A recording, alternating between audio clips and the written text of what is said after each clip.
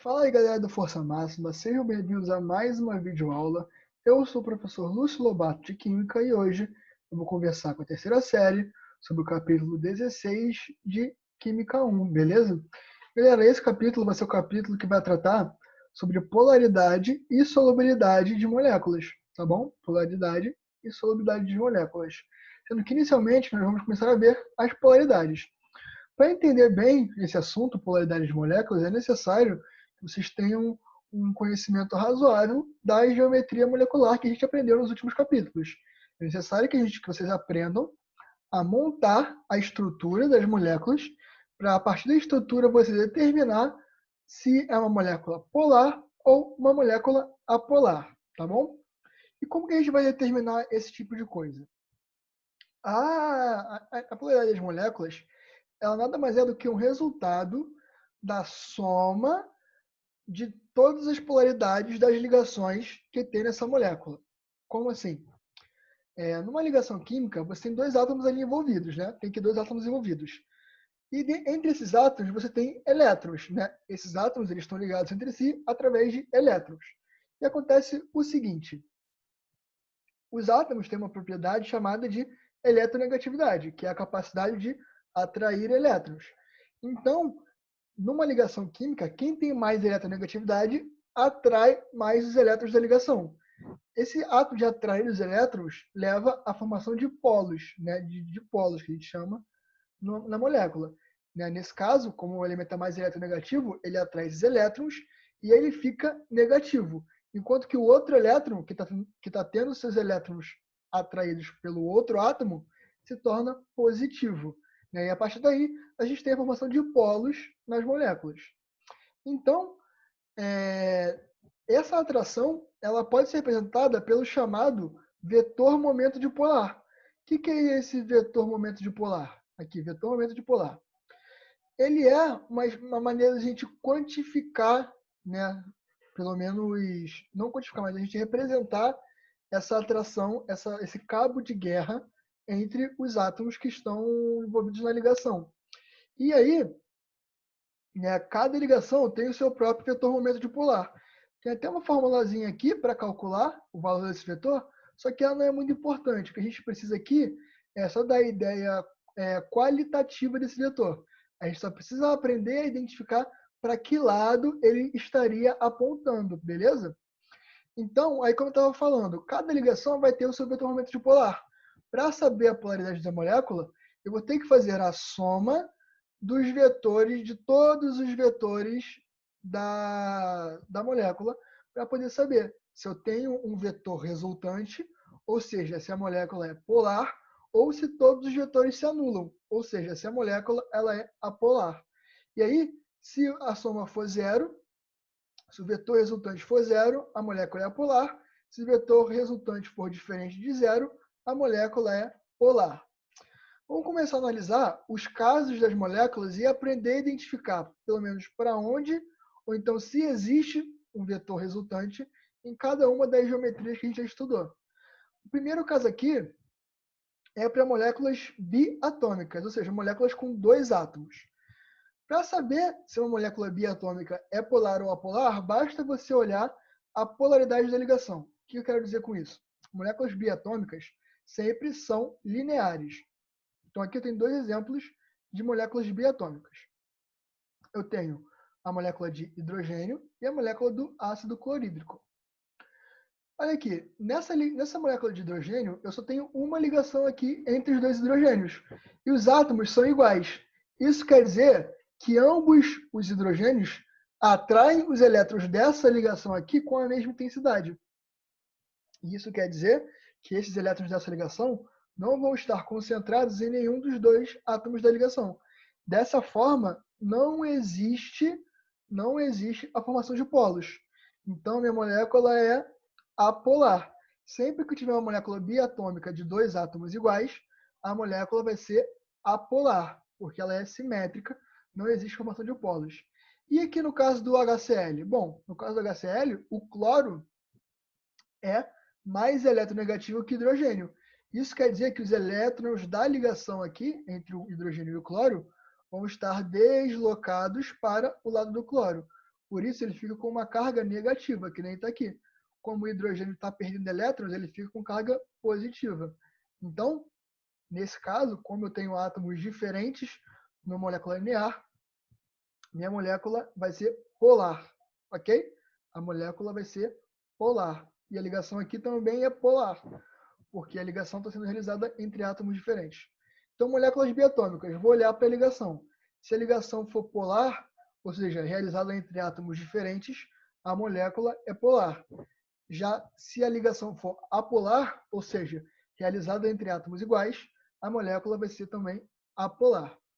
Partindo agora para as moléculas triatômicas, existem duas geometrias possíveis para as moléculas triatômicas, né? A geometria linear, que é o caso do CO2, que está aqui representado, e a geometria angular, que é o caso do H2O, que está representado aqui. No caso do CO2, repara uma coisa, eu tenho aqui um carbono fazendo uma ligação com oxigênio e do outro lado fazendo ligação com outro oxigênio.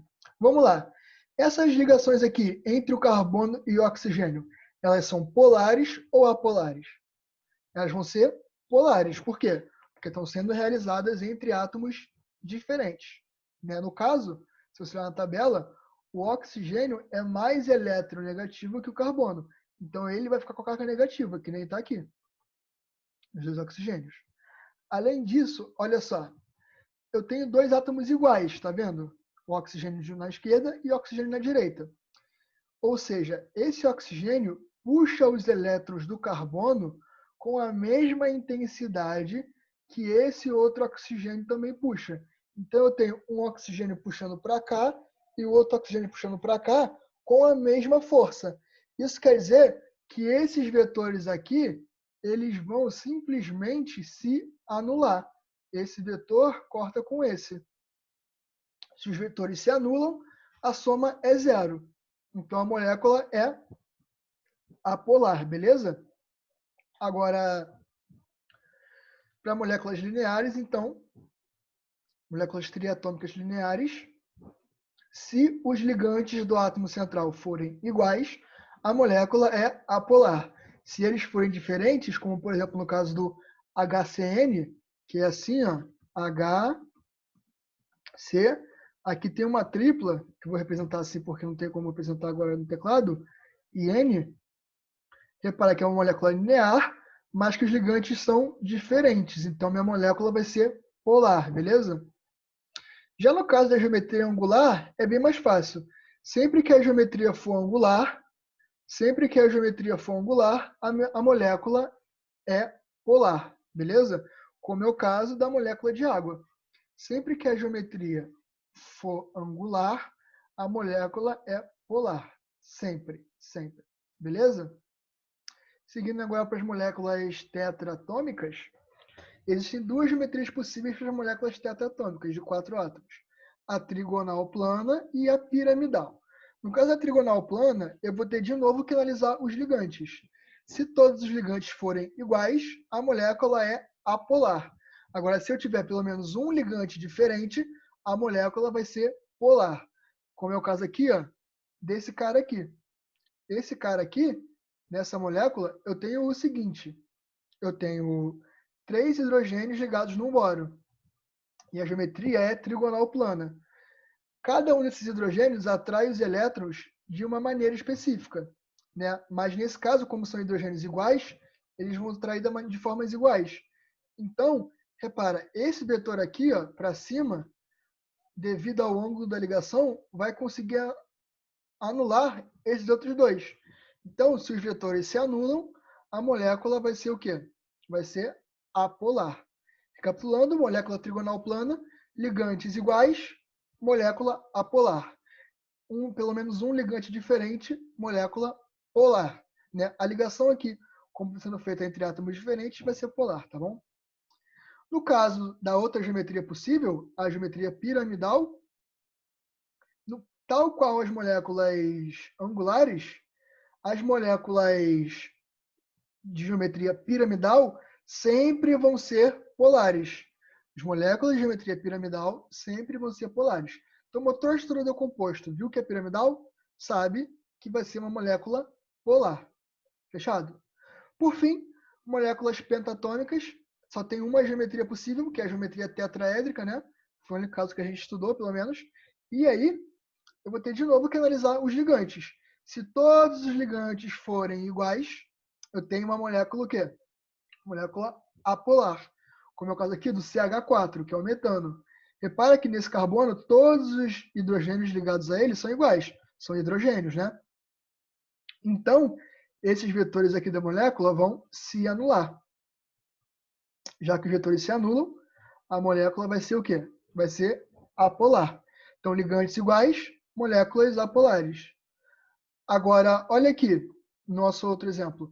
Se eu tiver pelo menos um ligante diferente, minha molécula vai ser polar, como é o caso aqui dessa molécula aqui que está sendo apresentada. Esse cloro, ele não é um hidrogênio, ele é diferente dos outros ligantes. Dessa maneira, eu vou ter um vetor resultante aqui. Então, minha molécula vai ser polar. Beleza? Tranquilo, né? Bem fácil, nada nem um pouco complicado. Vamos continuar no nosso assunto. A gente vai ver aqui a solubilidade em água. Qual é a regra para a solubilidade em água? Tem uma regra que a gente usa geralmente como verdade universal, que é semelhante dissolve semelhante. Isso é, moléculas polares dissolvem, melhor dizendo, substâncias polares dissolvem outras substâncias polares. Substâncias apolares dissolvem outras substâncias apolares. É sempre assim. E é por isso, por exemplo, que a gente não consegue solubilizar óleo em água. Aí que tá. Nenhuma substância é totalmente insolúvel na outra. Tem uma partezinha ínfima desse óleo que consegue solubilizar na água. E o contrário também é verdade. Tem uma partezinha dessa água que se solubiliza no óleo. Só que essa parte é desprezível. Então a gente assume como verdade absoluta que não solubiliza. Né? O óleo ele é uma substância apolar, enquanto que a água é uma substância polar. Quando eu coloco os dois no mesmo recipiente, a gente nota uma superfície de separação entre o óleo e a água. Dessa forma, a gente fala que o óleo e a água não se dissolvem, não se solubilizam. Então, se alguém te perguntar em relação a uma solubilidade de uma certa substância em água, você vai fazer o quê? Você vai olhar e vai falar: ah, essa substância, ela é polar? Se ela for, beleza, solubiliza. Se ela não for, então não solubiliza. Beleza, galera?